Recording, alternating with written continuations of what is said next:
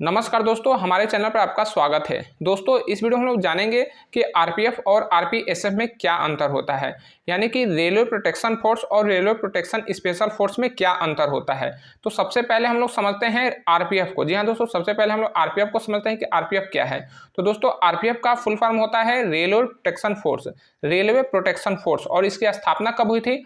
तो इसकी स्थापना हुई थी 2 जुलाई 1872 को, 2 जुलाई 1872 को। जी हाँ दोस्तों, 16 अप्रैल 1853 में जब रेलवे भारत में प्रथम रेल चली थी, तो उसके कुछ साल बाद ही 2 जुलाई 1872 में रेलवे के फोर्स की स्थापना हो गई थी। यानी कि रेलवे में भी सुरक्षा के लिए कोई फोर्स चाहिए थी, तो आरपीएफ की स्थापना हुई थी। और इसका पुनर्गठन कब किया गया था? तो पुनर्गठन किया गया था 20 सितंबर 1985 को। दोस्तों, 20 सितंबर 1985 बहुत ही महत्वपूर्ण डेट है, क्योंकि आरपीएफ जो है प्रति वर्ष जो है अपना स्थापना दिवस 20 सितंबर को मनाता है। और 1985 में जो है 20 सितंबर 1985 को भारत सरकार ने आरपीएफ को भी सशस्त्र बल घोषित किया था। यानी कि इससे पहले 1985 से पहले आरपीएफ को केवल जो है लाठी और अन्य उपकरण के सहारे ही प्रोटेक्शन करना पड़ता था रेलवे में, जबकि 1985 से इनके पास भी जो है गन मिलने प्रारंभ हो गए। तो उस दिन से आरपीएफ को सशस्त्र बल का दर्जा मिल गया। दोस्तों, आरपीएफ का फुल फॉर्म मैंने आपको बताया कि रेलवे प्रोटेक्शन फोर्स होता है। और आरपीएफ का हेडक्वार्टर कहाँ है? तो आरपीएफ का हेडक्वार्टर जो है वो है नई दिल्ली में। आरपीएफ का आदर्श वाक्य क्या है? तो आरपीएफ का आदर्श वाक्य जो है यशो लभस्व। दोस्तों, रेलवे के एग्जाम में कई बार ये जो है प्रश्न पूछे जाते हैं कि आरपीएफ का आदर्श वाक्य क्या है। साथ ही साथ आरपीएफ एसआई या कांस्टेबल के एग्जाम में भी ये क्वेश्चन पूछे जाते हैं। और आरपीएफ का प्रतीक चिन्ह क्या है? तो मैंने आपको ऊपर दिखाया कि आरपीएफ का प्रतीक चिन्ह क्या था। तो आरपीएफ का प्रतीक चिन्ह में जो है जैतून के पत्तियों के बीच में एक अशोक स्तंभ है और उसके नीचे जो है आरपीएफ लिखा हुआ है, और साथ ही साथ उसके नीचे आरपीएफ का आदर्श वाक्य लिखा हुआ है। तो आरपीएफ का आदर्श वाक्य क्या है? तो वो है यशो लभस्व। दोस्तों, अब हम बात करते हैं कि आरपीएफ का कार्य क्या होता है, क्योंकि तभी हम लोग जान पाएंगे कि आरपीएफ और आरपीएसएफ में क्या अंतर होता है। तो दोस्तों, आरपीएफ का जो काम होता है वह रेलवे की जो संपत्ति होती है उसकी सुरक्षा करना, क्योंकि इसका फुल फॉर्म ही है रेलवे प्रोटेक्शन फोर्स, रेलवे सुरक्षा बल। इसका नाम है रेलवे सुरक्षा बल, तो इसका काम है रेलवे की संपत्ति को सुरक्षा करना। तो फिर आरपीएसएफ का क्या होगा? तो दोस्तों देखिए, जो आरपीएफ होती है वो स्पेशली आपके प्लेटफार्म पे, आपने देखा कि रेलवे प्लेटफार्म पे जो है आरपीएफ जो है तैनात रहती है और अन्य जो कार्य है वो करती रहती है। साथ ही साथ जो सुरक्षा के मद्देनजर ट्रेनों के अंदर भी आरपीएफ जो है चेक इन वगैरह या फिर अन्य जो कार्य होते हैं वो करती रहती है। तो जितना भी सुरक्षा का कार्य होता है वो आरपीएफ करती है, ट्रेन के बाहर भी और ट्रेन के अंदर भी। ठीक है, ट्रेन के बाहर भी और ट्रेन के अंदर भी आरपीएसएफ सुरक्षा प्रदान करती है।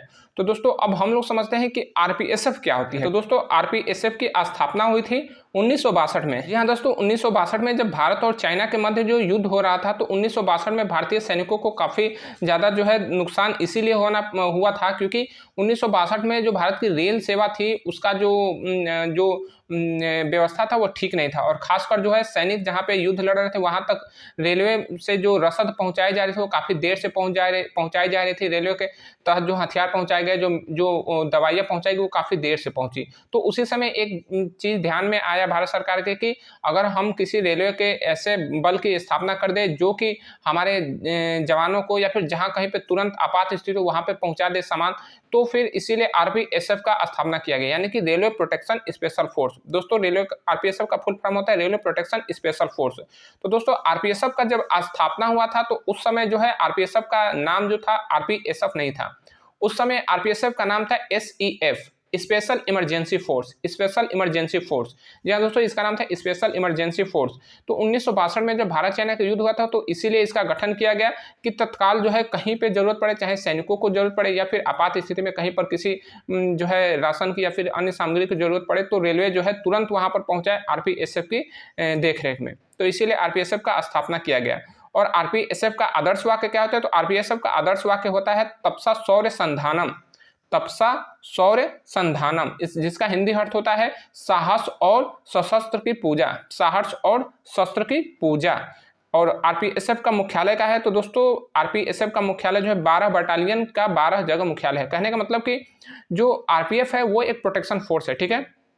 वो एक फोर्स है, लेकिन जो आरपीएसएफ है इसको जो है आरपीएफ का सहायता के लिए रखा गया है, ठीक है। इसको कह सकते हैं कि ये एक रिजर्व फोर्स इसको कहा जा सकता है, क्योंकि आरपीएफ जो है वो हमेशा रेलवे में जो है कार्य करता रहता है, रेलवे की प्रोटेक्शन करता है, जबकि आरपीएसएफ जो होता है इसको आप लोग ज्यादा नहीं देखे होंगे। इसकी जो कार्य होता है वो केवल ट्रेन के अंदर ही होता है, क्योंकि ट्रेन के अंदर आपने देखा हो कि जो राउंड कैप जो लगाए हुए सोल्जर रहते हैं तो वो जो है आरपीएसएफ के जवान होते हैं, ठीक है। आप इसको गौर से कभी देखिएगा तो जो राउंड कैप लगाए हुए सोल्जर होते हैं वो उनके शोल्डर पे जो है आरपीएसएफ लिखा रहता है, यानी कि रेलवे प्रोटेक्शन स्पेशल फोर्स के वो जवान रहते हैं। जबकि आरपीएफ भी ट्रेन के अंदर रहती है, लेकिन अंतर ये हो जाता है कि आरपीएफ जो है कम दूरी तक की ट्रेनों में जो है अपना जो है चेक इन करती है, कम दूरी के ट्रेनों में जो है मुआयना करती है और उसके बाद जो है वो उतर जाती है। जबकि आरपीएसएफ के जो जवान होते हैं वो काफ़ी लंबी दूरी के ट्रेनों में जो है उनकी तैनाती होती है, और ट्रेन जो है जहाँ से चलती है तो उसके आखिरी छोर तक भी कभी कभी उनकी ड्यूटी होती है कि उसके आखिरी छोर तक जो है उनकी ड्यूटी लगाई जाती है। तो आरपीएसएफ का जो है काफ़ी लंबा दूरी तय करना पड़ता है इनको, लंबी दूरी के ट्रेनों में इनकी जो है ड्यूटी दी जाती है, इसीलिए इनका जो अलाउंस होता है, जो अलाउंस भारत सरकार देती है, तो आरपीएफ से ज़्यादा आरपीएसएफ को मिलता है, ठीक है। क्योंकि इनका जो यात्रा भत्ता है वो काफ़ी बढ़ जाता है, बहुत ही अच्छा इनको यात्रा भत्ता मिल जाता है, इसीलिए इनकी सैलरी जो है वो ज़्यादा आती है आरपीएफ के मुकाबले। तो दोस्तों आरपीएसएफ को जो है रिजर्व बटालियन में भी रखा जाता है। तो इनकी कितनी बटालियनें हैं, तो आरपीएसएफ की अभी भारत में फिलहाल में 12 बटालियन है, ठीक है, 12 बटालियन है, और 12 बटालियन का जो है 12 जगह पर हेडक्वार्टर है। तो जहां इनका बटालियन है वहीं पे इनका हेडक्वार्टर है। दोस्तों मैं आपको बता दूं कि आरपीएफ को और आरपीएसएफ दोनों को जो है लीड करता है एक आईपीएस अधिकारी, ठीक है। तो आरपीएफ का जो डायरेक्टर जनरल होगा, जो डीजी होगा, वहीं आरपीएसएफ को भी लीड करता है। और वो डीजी कौन होता है, तो वो एक भारत का भारतीय पुलिस सेवा का एक आईपीएस अधिकारी होता है। तो दोस्तों इनके 12 बटालियन का है, तो 12 बटालियन जो है वो आपके मैंने यहाँ पे जो है लिस्ट लगा दी है, आप लोग उसको ठीक से याद कर लीजिएगा। इसका बटालियन है लुम्बडिंग, ठीक है, लुम्बडिंग जो कि लुम्बडिंग डिवीजन में आता है, और ये नॉर्थ फ्रंटियर रेलवे का एक हिस्सा है। जबकि इसका दूसरा बटालियन जो है गोरखपुर में है, जो कि नॉर्थ ईस्ट रेलवे के तहत आता है, जिसका हेडक्वार्टर डिवीजन जो है वो गोरखपुर है। और जो है तीसरा इसका बटालियन है वो लखनऊ में है, और लखनऊ में ही इसका हेडक्वार्टर है। और चौथा बटालियन जो है न्यू जलपाईगुड़ी में है। उसके बाद तिरुचिरापल्ली, दया बस्ती जो कि नई दिल्ली में है, मौला अली जो कि हैदराबाद में है, चितरंजन जो कि चितरंजन में है, उसके बाद है जगधारी जो कि अम्बाला में है, उसके बाद है धनबाद जो कि धनबाद में है, उसके बाद है गरहरा जो कि सोनपुर बिहार में है, उसके बाद है ठाकुराली जो कि मुंबई में है, ठीक है। सेंट्रल रेलवे के तहत ये इसके जो है डिवीजन, सेंट्रल रेलवे के तहत इसका जो जोन है और डिवीजन जो है वो है मुंबई। तो इसको जो है ठीक से आप लोग देख लीजिएगा। तो ये आरपीएसएफ की 12 बटालियन थी, ठीक है। तो आरपीएफ का कार्य जो होता है वो प्लेटफॉर्म और ट्रेन के अंदर भी होता है, जबकि आरपीएसएफ का कार्य जो केवल और केवल ट्रेन के अंदर होता है, सिक्योरिटी प्रदान करना, जो पैसेंजर को और रेलवे को जो है सिक्योरिटी प्रदान करना होता है। और दोस्तों मैं आपको बता दूं कि जो आरपीएसएफ का जो वैकेंसी आती है वो आरपीएफ के वैकेंसी के साथ ही आती है। जब आप लोग जो है आरपीएफ का फॉर्म आता है तो आप जो है उसमें जब फॉर्म भरने जाते हैं तो आपको जो है 6 ग्रुप दिए जाते हैं, ठीक है, 6 group A B C D E F.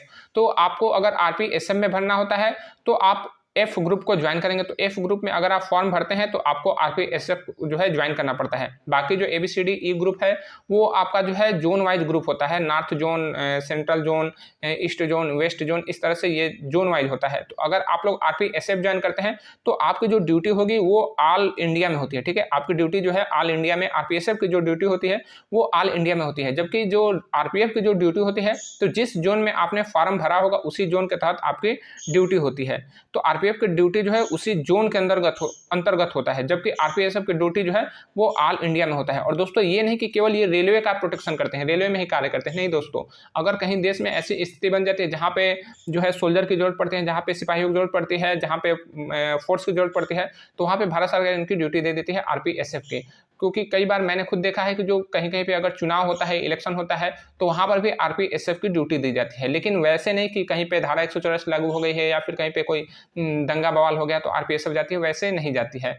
लेकिन हाँ, नज़दीक अगर आरपीएसएफ का बटालियन है तो वहाँ पे आरपीएसएफ को तैनात कर दिया जाता है। लेकिन स्पेशली जो है धारा 144 लागू हो या फिर दंगा बवाल हो तो वहाँ पे जो है सीआरपीएफ, आईटीबीपी, एसएसबी ऐसे बटालियन जो है फोर्स को ले जाया जाता है। हमारा अगला क्वेश्चन है कि आरपीएसएफ का प्रतीक चिन्ह क्या है। तो आरपीएसएफ का प्रतीक चिन्ह है कि 2 बंदूकों के बीच में जो है अशोक स्तंभ, ठीक है, 2 बंदूकों के बीच में अशोक स्तंभ और उसके नीचे आरपीएसएफ का आदर्श वाक्य जो है तपसा शौर्य संधानम, ठीक है, तपसा शौर्य संधानम, जिसका अर्थ होता है, हिंदी अर्थ जिसका होता है साहस और शस्त्र की पूजा, ठीक है। तो ये इसका आरपीएसएफ का प्रतीक चिन्ह हो गया। और आरपीएसएफ का कार्य मैंने बता ही दिया, साथ ही साथ आप लोग जो है इसको वीडियो को जो है पॉज करके या फिर स्क्रीनशॉट लेके इसका जो डिटेल में है कि 1962 में कब इसकी और क्यों स्थापना हुई थी, आप लोग इसको जो है देख सकते हैं और समझ सकते हैं। दोस्तों वीडियो के अंत में आपसे एक आखिरी क्वेश्चन है कि भारत का सबसे लंबा रेलवे प्लेटफॉर्म कहाँ है, हमें कमेंट बॉक्स में जरूर बताइएगा। मिलेंगे अगले वीडियो में, तब तक के लिए जय हिंद।